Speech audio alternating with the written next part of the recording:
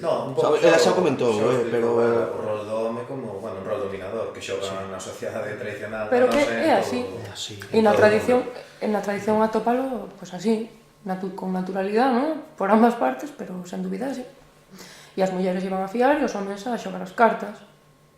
Todas as noites. A beber licor, a beber aguardente, e elas a fiar, a cantar e tal, pero eles iban a xogar as cartas. O que faríamos nos avós. É así. Desgrazadamente, si, o papel da muller é moi duro na sociedade tradicional, Isto hai que ser conscientes, é dicir, eu sempre comento que a miña conclusión do que me contan as informantes, en xeral, por todo o país, é que a muller, se non estaba, non tiña tempo ningún para o lecer ao longo do día, porque, e o caso claro é o de fiar. Mentre os homens igual descansaban, as mulleres estaban fiando, se seguían traballando, non? Xa o día copla, para non perder o tempo colla roca e ven fiando, é dicir, non esteas aí sentada sen facer nada. E logo, tamén falando con elas, non? O que comentabas antes, as entrevistas enganchan moito, porque te decatas de moitas cousas que non se visibilizan, precisamente por femininas.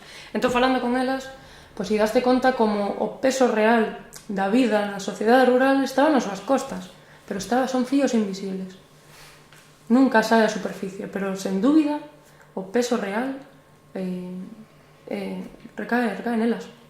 E así, está ben reivindicalo e comentalo, que a xente o saiba e que a xente que canta este repertorio vaya máis alá e sexa consciente disso.